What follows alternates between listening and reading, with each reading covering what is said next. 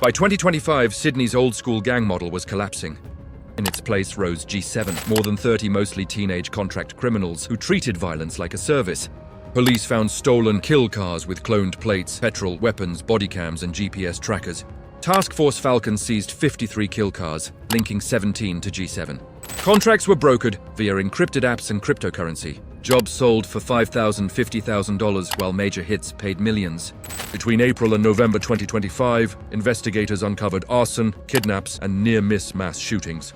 13 alleged G7 members were arrested, and authorities filed 280-plus charges against 121 people tied to gang violence. Behind the statistics are shattered families, innocent victims caught in a cold, efficient business of death and international networks. The birth of a new criminal model for years, Sydney's gang wars played out like a grim routine. The Hamzy family at war with the Al-Medin network. Each side had structure, rules, and blood loyalty. You joined for life, and you left only through death. But by 2025, that old-school model was starting to crumble. What began to rise in its place was something even more unpredictable and far more dangerous. Detectives started seeing the same clue appear over and over again. Stolen cars turning up at violent crime scenes across southwest Sydney in 2024 and 2025. But these weren't random thefts. Every vehicle followed a clear and calculated pattern. They were taken quietly from shopping centers or quiet residential streets, fitted with cloned number plates, and then parked around the city like chess pieces ready to move. Some were loaded with jerry cans full of petrol, others with full kidnapping kits, baseball bats, sledgehammers, gloves, pillowcases, gaffer tape. Each car waiting for just one thing, a contract. Detective Superintendent Peter Foe from the Nessa Zalun Police Organized Crime Squad called them tools of violence. But they were more than that. They were the building blocks of a brand new kind of criminal enterprise. By mid-2025, Strike Force Falcon, a task force set up to contain the rising violence between the Al-Medin network and their splinter groups, stumbled onto something completely new. A crew calling themselves G7. They weren't an old-school gang. They weren't fighting for territory or loyalty. This was a crew of more than 30 young men and teenagers, some as young as 15, who had turned crime into a business. They were contract criminals operating purely for profit. What made G7 so different wasn't just how they worked. It was how little they cared. There was no loyalty, no hierarchy, no fear of consequences. They worked for anyone who could pay. Who are the G7? The recruitment machine, the G7 gang, didn't form like traditional crime syndicates. There was no godfather, no initiation, no family code. Instead, it started as a loose network of young men from Sydney's struggling southwest. Teenagers and early 20s kids chasing fast cash and instant reputation. Recruitment was simple. For a 16-year-old with no real prospects, the pitch was hard to resist. Do a job, get paid, do another, get paid again. Police would later uncover the horrifying truth.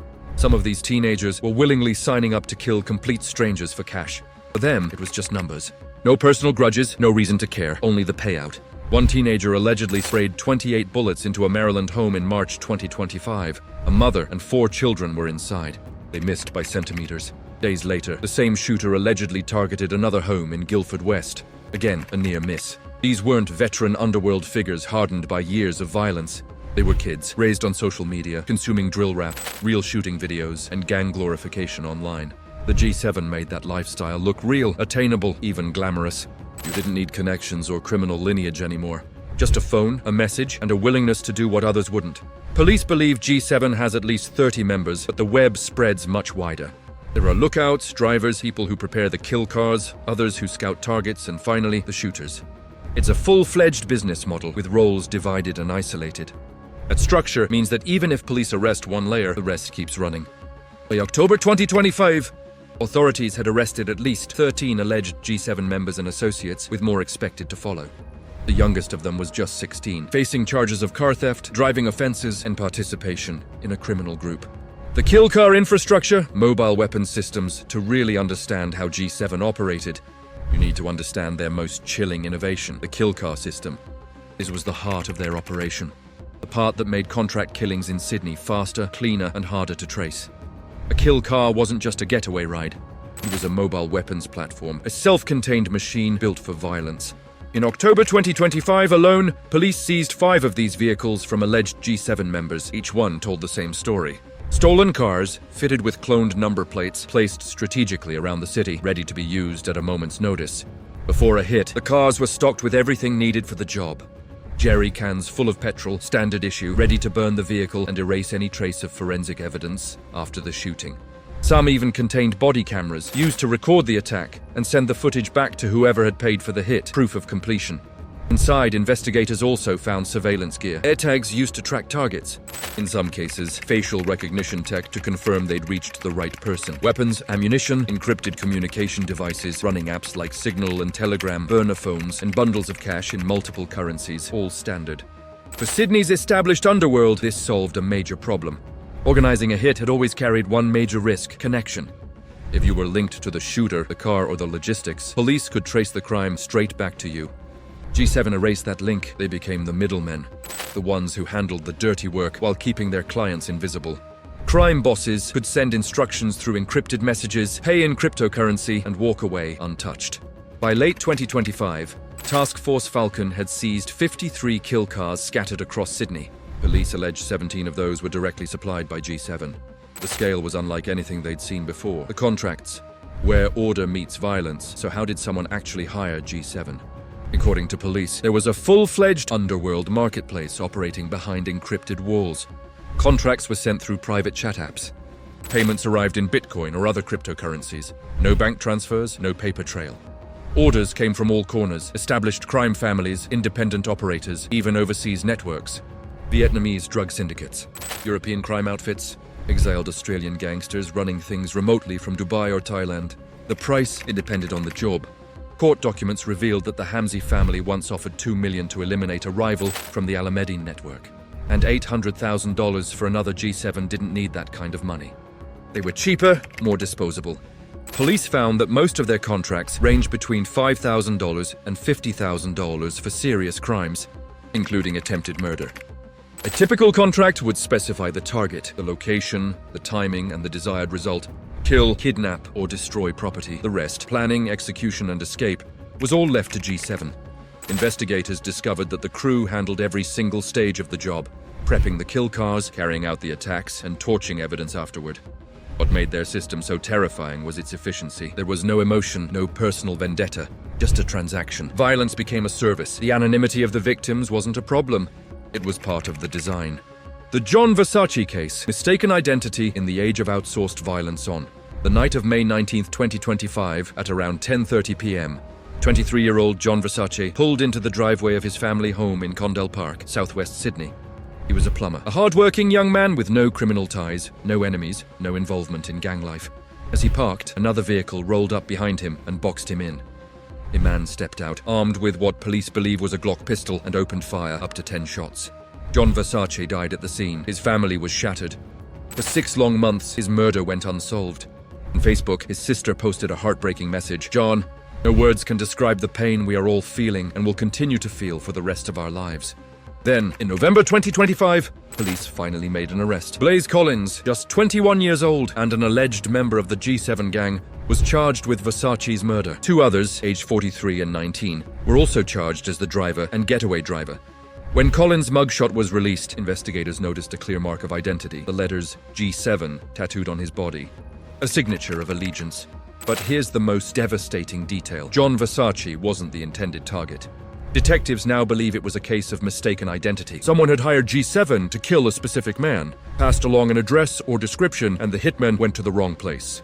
An innocent man was gunned down because of a simple error in an outsourced contract killing. And the worst part? It wasn't a rare mistake. The Versace case exposed the core danger of G7's business model.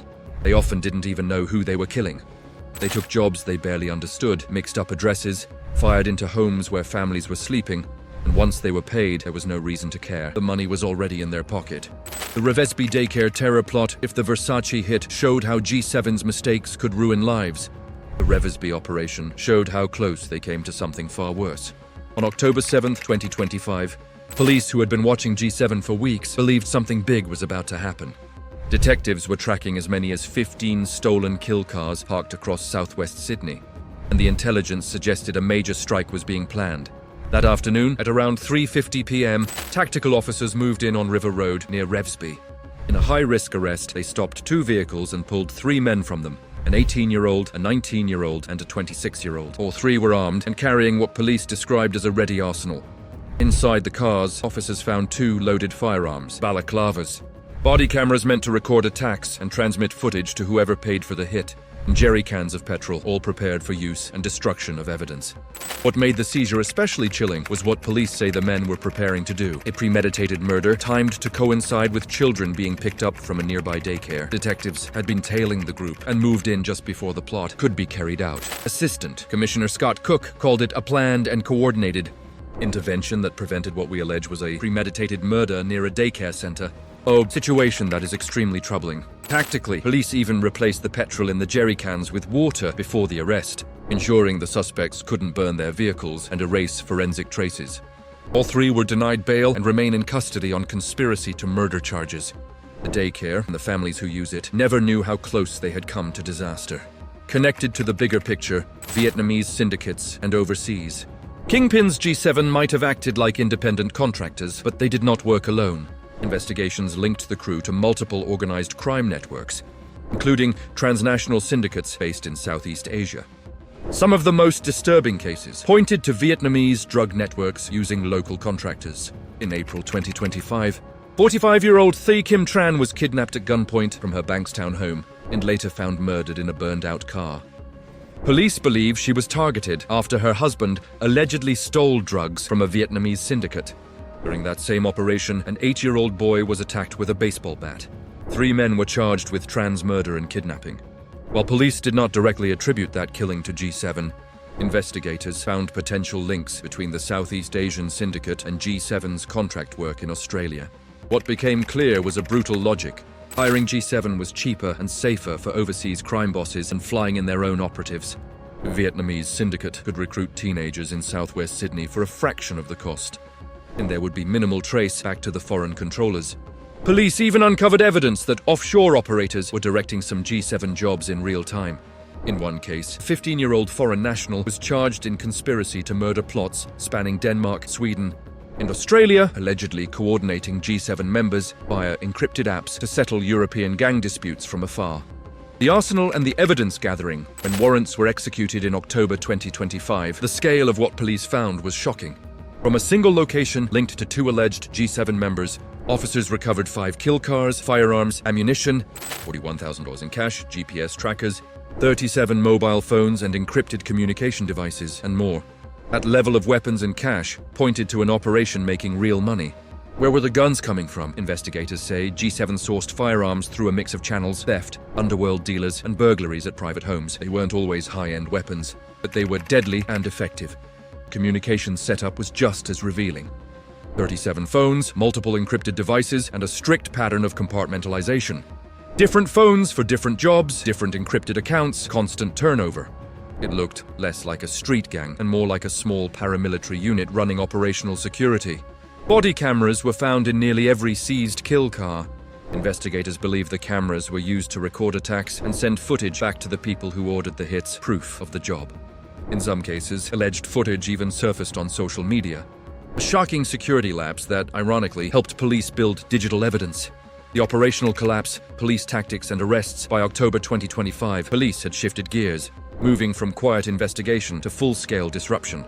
Strikeforce Flodine, the unit tracking Sydney's kill car networks, teamed up with Strikeforce Falcon, the task force dedicated to tackling gang violence. Together, they launched a string of coordinated raids that hit the G7 network hard. The operations were massive and brutal.